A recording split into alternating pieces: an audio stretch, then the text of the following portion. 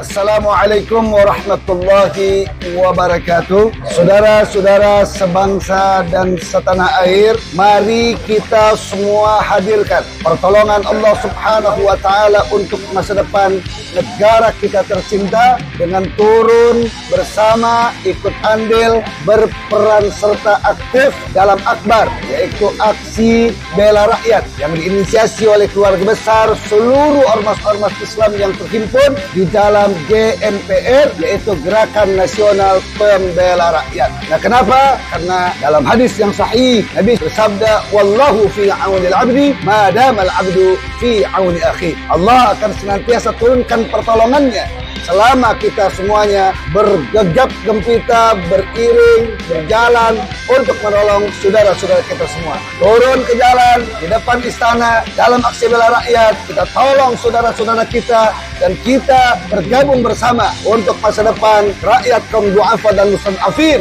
yang nyata-nyata tertindas dengan kebijakan-kebijakan yang tidak pro rakyat oleh rejim yang zalim. Dan dengan jalan itu semoga Allah turunkan pertolongan segera sehingga masa depan bangsa dan negara ada di dalam hidayah, taufik, inayah dan berkah Allah Subhanahu wa taala. Walafu minkum. Assalamualaikum warahmatullahi wabarakatuh. Bongkar.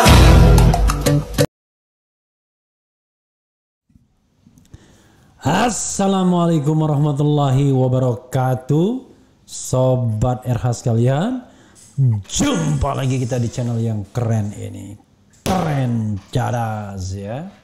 Sobat semuanya, ini ada perkembangan menarik dalam kasus Brigadir J, yaitu perubahan keterangan lagi dari Baradae atau Barada Richard Eliezer. Kenapa begitu? Hal yang paling krusial adalah soal apakah Verdi Sambo ikut nembak atau enggak. Karena ini akan menentukan berat tidaknya hukumannya. Oke, Verdi Sambo mungkin tidak bisa lagi selamat dari pemberhentian sebagai anggota Polri, tidak mungkin lagi selamat dari pembunuhan terhadap Yosua sebagai aktor utamanya, tapi dia bisa mengupayakan agar dia dihukum seringan-ringannya. Jadi walaupun kena 340, hukumannya ya pasti dia berharap hukumannya ringan. Nah, untuk itu salah satu yang tidak pernah jelas dan simpang siur itu adalah apakah Verdi Sambo ikut menembak atau tidak. Dalam rekonstruksi konon dia menolak adegan kalau dia menembak. Yang ada adalah dia cuma menembak dinding dengan menggunakan pistol Joshua. Begitu. Jadi dia menembak ke dinding, bukan dia menembak Yosua-nya. Jadi menggunakan pistol Joshua dia menembak ke dinding. Itu yang diperagakan sesungguhnya. Tetapi sekali lagi sobat era sekalian, Baradae yang sudah ada dalam perlindungan LPSK sebagai justice collaborator itu mengubah kembali kesaksiannya. Dia sendiri tidak berani menghadapi mantan atasannya tersebut sehingga dalam rekonstruksi digantikan orang lain. Nah, perubahan keterangan yang signifikan adalah dia mengatakan dia yang memulai menembak Brigadir Joshua, tetapi ya terakhirnya adalah Verdi Sambo. Nah, persoalannya adalah mana tembakan yang mematikan? Apakah tembakan pertama ataukah tembakan yang terakhir? Jadi ada dua tembakan yang sebenarnya sangat signifikan, yaitu tembakan di dada kiri, tentu jantung ya, dan tembakan di kepala. Kalau di dada kiri ya orang mati juga mungkin, tapi paling tidak itu bukan yang paling mematikan. Tapi kalau sudah kepala belakang ditembak, orang nggak mungkin lagi selamat rasanya, apalagi pelurunya tembus ke hidung gitu ya, keluar. Nah, sahabat era sekalian, apakah bagian itu yang ditembakkan oleh Verdi Sambo atau oleh Baradae? Kita nanti lihat dan bacakan keterangannya. Karena begini sahabat era sekalian, yang menjadi persoalan adalah Brigadir J sendiri ketika menembak konon dengan mata terpejam karena dia sendiri tidak tega sesungguhnya melakukan penembakan terhadap orang yang konon satu kamar dengan dia di Magelang ya. Ya dia satu kamar dengan yang bersangkutan. Oke, sobat era sekalian coba kita bacakan ya. Tribunnews.com Jakarta. Tersangka pembunuhan Brigadir Nofriansah Yosua Huta Barat alias Brigadir J, Barada Richard Eliezer alias Baradae menyebut Verdi Sambo juga ikut menembak korban di rumah dinas kompleks Polri Duren 3 Jakarta Selatan. Hal ini sekaligus mengubah keterangan awal soal skenario Verdi Sambo. Baradae sendiri saat ini sudah mencabut keterangan awal dan merubah keterangan dengan sejujur-jujurnya. Kuasa hukum Baradae Roni Talapesi menyebut awalnya kliennya diperiksa menggunakan alat lie detector alias pendeteksi kebohongan. Karena klien saya dari sebulan yang lalu sudah dites lie detector setelah ada perubahan. Klien saya sudah jujur, fokusnya bagaimana sekarang pemberkasannya cepat supaya kita bisa fight di pengadilan, kata Roni saat dihubungi Sabtu. Dalam pemeriksaan lie detector, Baradae diperiksa soal posisi Baradae mulai dari Magelang, Jawa Tengah hingga lokasi penembakan Brigadir J. Dalam pemeriksaan itu, kata Roni, ada hal krusial yang diungkapkan oleh kliennya. Hal itu adalah soal Verdi Sambo yang juga menembak Brigadir J. Lie detector yang ditanyakan ke klien saya terkait dengan peristiwa di Duren 3, salah satu poin krusial adalah siapa saja yang menembak J. Klien saya menjawab saya pertama dan FS yang menembak terakhir, ucapnya.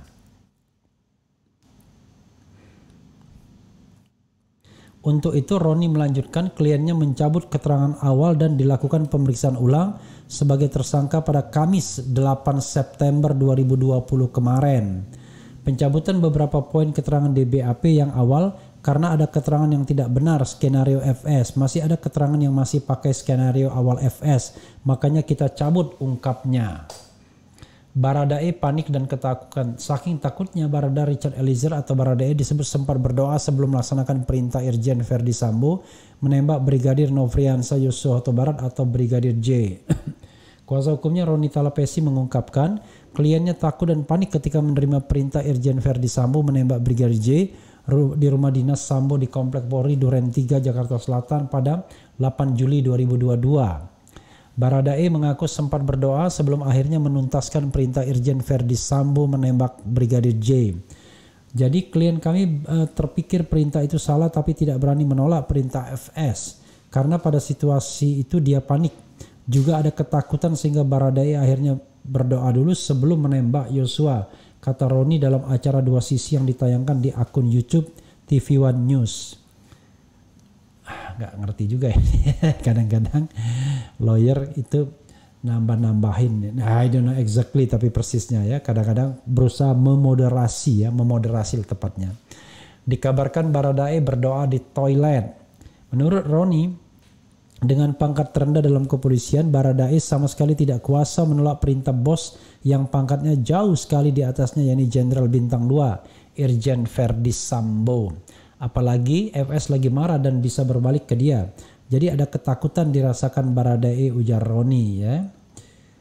Ini entah keterangan Baradae, entah interpretasi dia, kita nggak paham ya. Oke, Baradae katanya akhirnya menembak Brigadir seperti yang diperintahkan Verdi Sambo. Setelah menembak Brigadir J beberapa kali hingga tertelungkup bersimbah darah, menurut Baradae, kata Roni, Verdi Sambo kemudian menembak ke dinding rumah dan juga ke arah Yosua.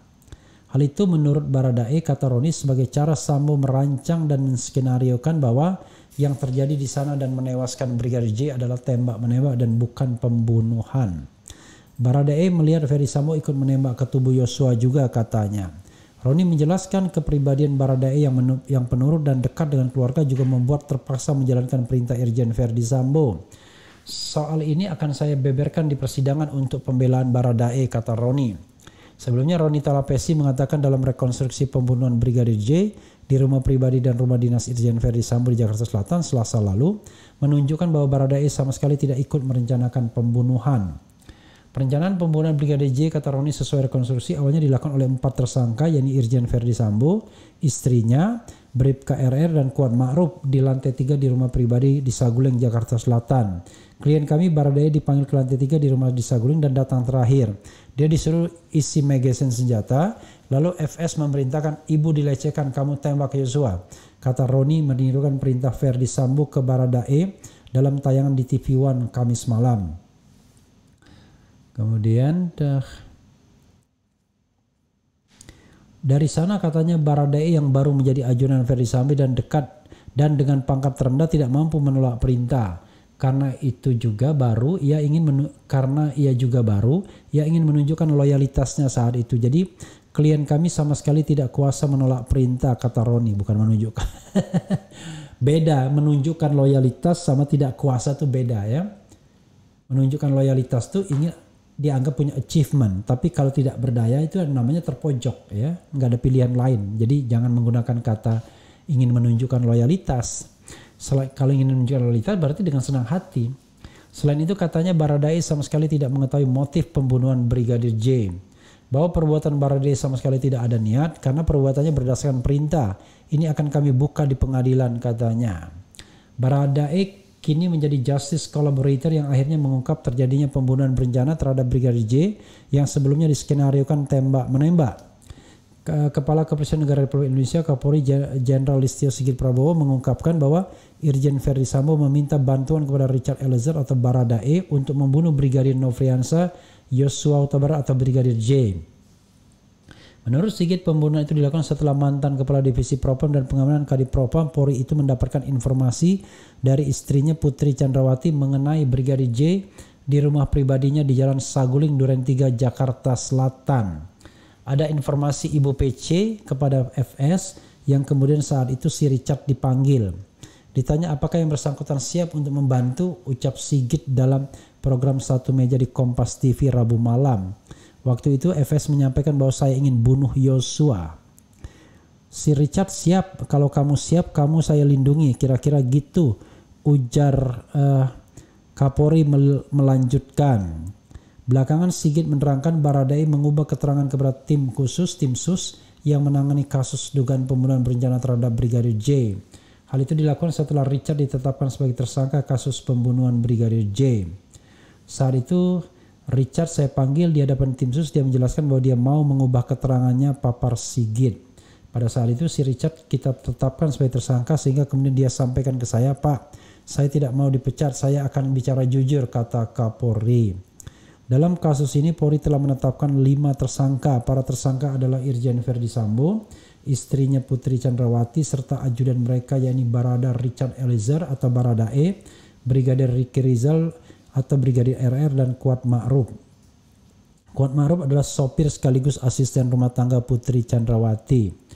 Mereka dijerat pasal 340 KUHP tentang pembunuhan berencana, subsidiar pasal 338 tentang pembunuhan, dan jungto pasal 55 dan 56 ya. Dengan ancaman hukuman maksimal pidana mati, penjara seumur hidup, dan 20 tahun penjara kalau seandainya waktu tertentu maksimal ya. Oke, sobat era sekalian, itu ya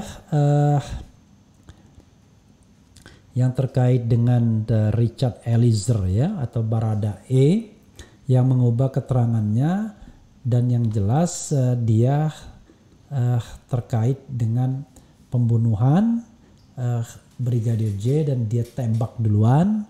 Hanya memang yang belum jelas adalah apakah akibat tembakan dia yang membunuh Brigadir J ataukah tembakan terakhir Ferdi Sambo. Terutama siapa yang menembak kepala ya, belum terlalu jelas. Spekulasi awal mengatakan dia tembak kepalanya kan begitu ya.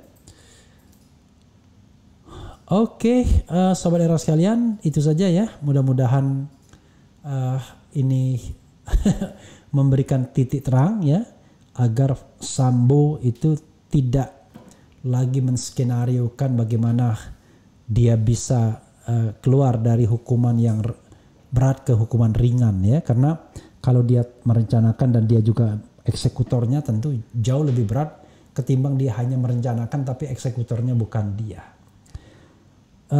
Sahabat era sekalian, sebenarnya masih ada misteri ya dalam soal motif ini yang sampai sekarang rasanya masih agak aneh ya. agak anehnya begini misalnya, kalau memang benar putri dilecehkan, ya kan? Kenapa tidak dilakukan tindakan di Magelang terhadap Brigadir Yosua? Karena itu mudah sekali. Verdi Sambo tinggal memerintahkan Kapolres, ya kan, di daerah Magelang, selesai. Tidak mungkin juga Yosua akan melawan. Maka hal yang ya kira-kira skenario yang pernah dikatakan Dioli Payumara itu masuk akal juga sesungguhnya.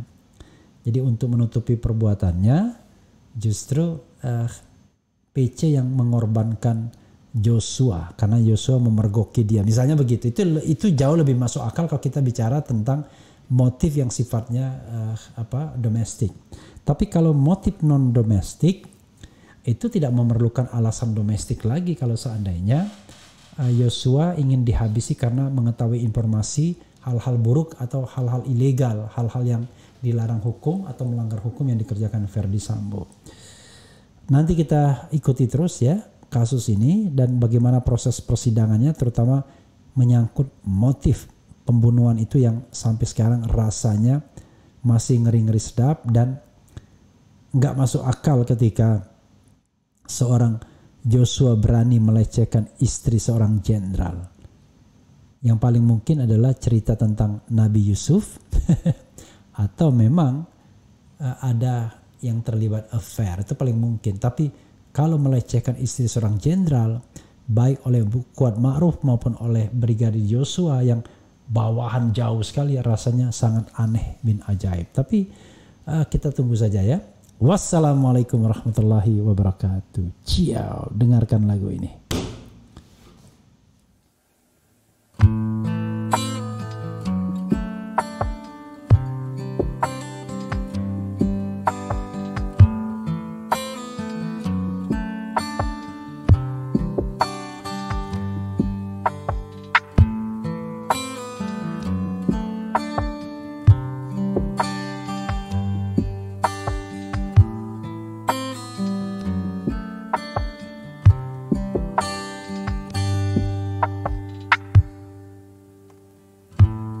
Pernah terpikir oleh otak liarku untuk mencintaimu sampai aku mati.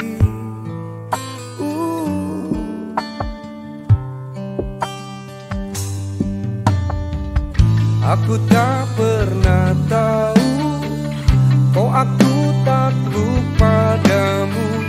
Kau biasa saja, aku setengah gila. Andai boleh memilih, gak diprovokasi, tetap